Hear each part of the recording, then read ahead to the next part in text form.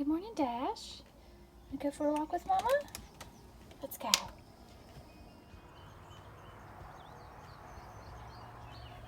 Good morning, sunshine.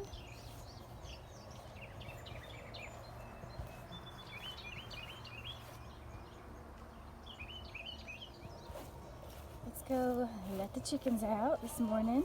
We are enjoying this setup out here, and it's been good for our new chickens and the ducks not to have so many chickens in the coop. I'm coming. Don't worry.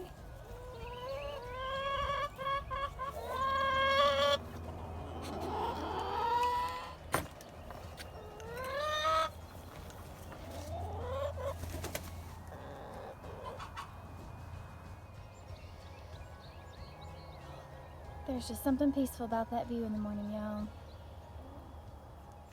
Let's go let the ducks out this morning. Ah, leave my coffee alone. No, no, no, no, no. That's right. Back up.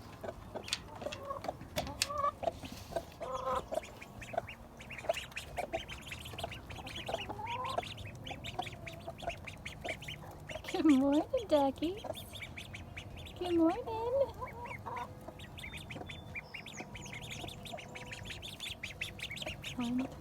Here they go. They're so noisy.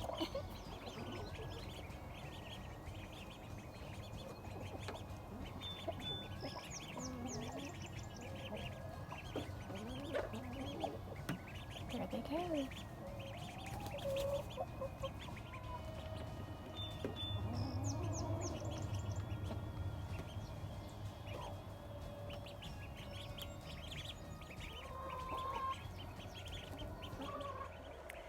Now that all the chickens and ducks are happy, let's go check out the garden and see what's growing on. Look at this guy sticking out of the fence. Oh, that's funny. Hey, Dash. The melon raised bed's still looking okay. I think I got a little bit of disease or something in here, maybe a little, I don't know, dealt with cucumber beetles on here. But I think I have 8 watermelons. So what I've been doing is watching the vine that it's growing on. Oh no, there's a slug. Go away, slug. So I've been watching the vine that it's on, and when that starts to dry up a little bit, then you know that it's ripe. My kids think it's ripe now because it looks ripe, but we don't want to pick it too early because that would just be disappointment. So you watch the vine. Now the tendril, this is the tendril that came out of that one. This near the vine, it is dried up. So supposedly that's a good indication that it's getting close to being ripe. So we cannot wait.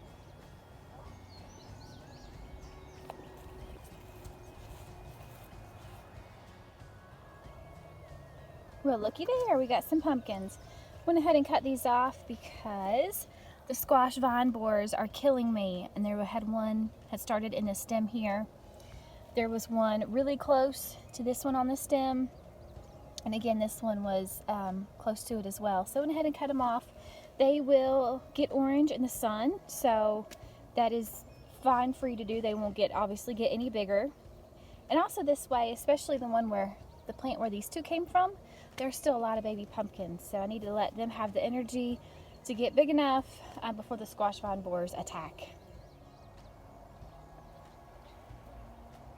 So the yard long beans have been consistently putting out quite a bit. So we've been enjoying those roasted, actually, really good. Olive oil in the stove at 425 with salt and pepper. Very, very yummy.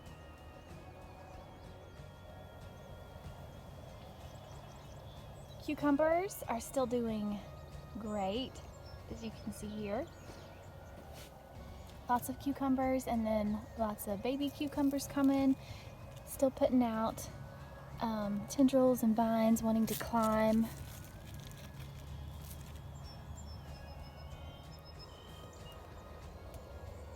Pole beans are starting to come.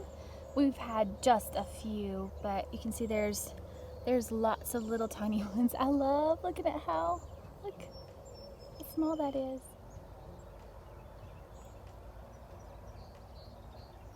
Over on the next trellis, the cantaloupe is climbing more than I thought.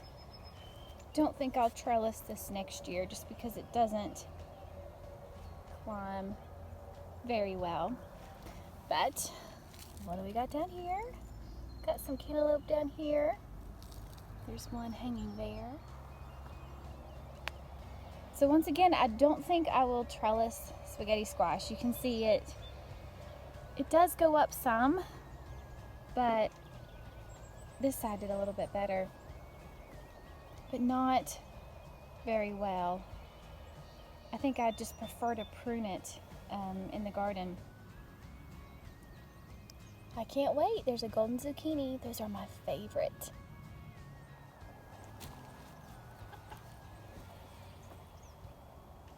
Did you see that bee dash? There's another baby pumpkin. This is the pumpkin that this was a volunteer. It's getting destroyed by squash vine borers, as you can tell here. These yellow leaves have been affected by it. And let me see if I can show you a spot. Here's a pretty good picture of it. So, see this little stuff sticking out of your stem and how your stem is, you can tell, kind of expanded here? There is a vine borer in there. Here is another picture of that, kind of that sawdust-like stuff that comes out. So what will happen is if you take a knife or something and cut down the middle here, you can squish out that worm, and if you follow me on Instagram, I've posted about it a few times.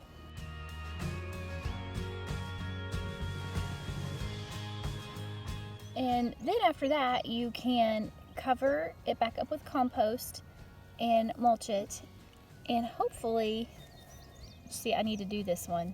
There wasn't anything here earlier. Hopefully the vines will reroot. So when this all began, it began right down there at the base of the stem. So I took little sections and tried to go ahead and reroot the stem anyway, just to help it along. And as you can tell, this part of the vine still looks healthy and green, and the rest of it does not. So it is making its way down. I'm going to have to do a little bit more surgery and put some more compost down and see if we can get this guy to reroot a little bit more. There are a ton of pumpkins on this plant, which I thought was Long Island cheese, but it is not. Those pumpkins are not Long Island cheese pumpkins. I'll have to look and see. I really thought I knew what that one was, and I'll show you some more at the end. But this one has pretty much taken up this whole end of the garden. It's done a great job. It's only vined out one time. Usually I prune my pumpkins heavily, and I have not had to do that this year with this one. It's growing great right here. Let's take a look at the corn. So we had a little aphid problem earlier, but it was really neat to see all the ladybugs, flies, yellow jackets even. Yes, yellow jackets. I know everyone hates them. They get a bad rap, but they like to eat. What are you doing, Dash? Anyhow, they like to eat aphids. So what are aphids? Let me see if I can show you. I think there are some right here. Yes. So those blue-like things, those are tiny little bugs, and they will try to destroy your crop here. You also see ants a lot of times with aphids. They like this. Yep, there's one. They like to harvest the sweet sap that aphids have. But here before too long, there'll be ladybugs here, there'll be flies, and yellow jackets. They'll come and they'll eat the aphids. So it was pretty neat. This was all of this was filled with aphids, and it's all clean now.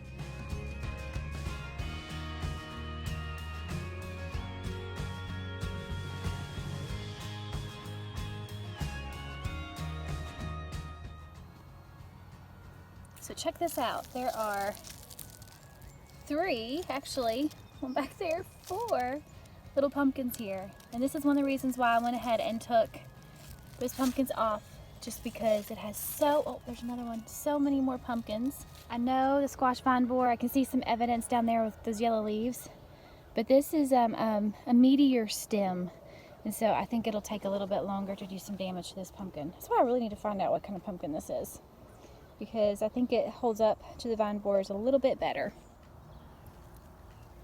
Here's a tomato behind all the corn. It's doing really good. I don't see any evidence of leaf spot like all the other tomatoes have.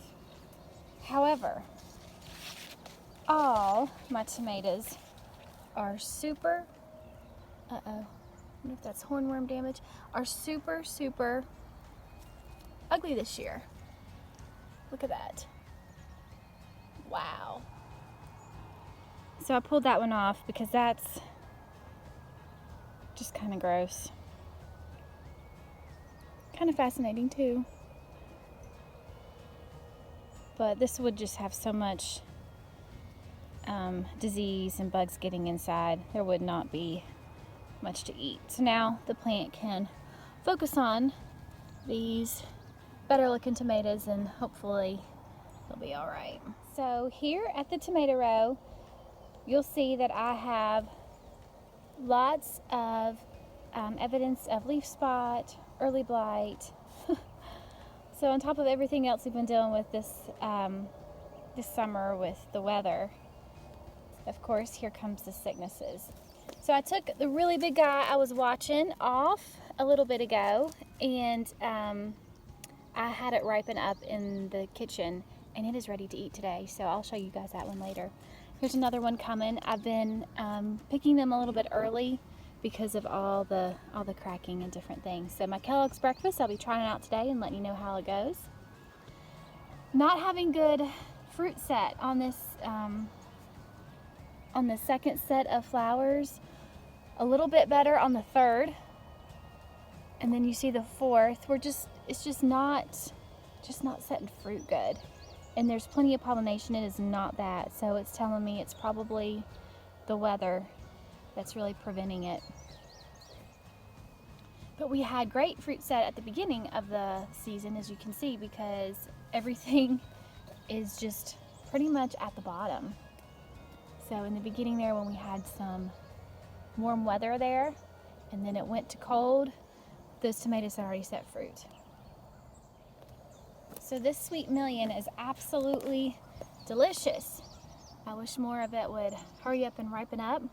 I did catch a hornworm on here a couple days ago, and we got one last night off a different one. And I think the damage, some of it was right here. This one just keeps growing, and so I hope I can get lots more fruit set out of that.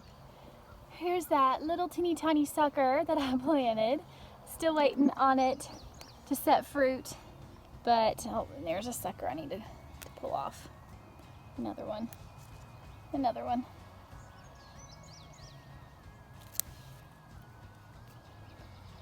But it's pretty cool to see how easy that was. Free plant. Again, leaf spot down here at the bottom. So I need to come out here and prune this bottom half here. You gonna help me, Dash? This is my favorite cucumber. You can't eat it. The Muncher cucumber. It's delicious. Thanks for coming along today, you guys. I'm going to do videos soon on things that I've learned this year, some do's and don'ts for next year for myself. So be on the lookout for that. In a couple days, I'm going back to school, so I'll be missing these mornings out here. Peaceful, besides the dog barking, peaceful, lazy mornings that I have out here, just enjoying my time with God. So, no matter where you're at, always keep growing, and I hope y'all come back.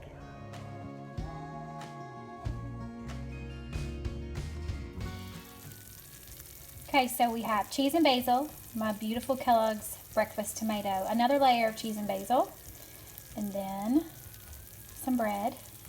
You hear that sizzle? This is called a grown-up grilled cheese.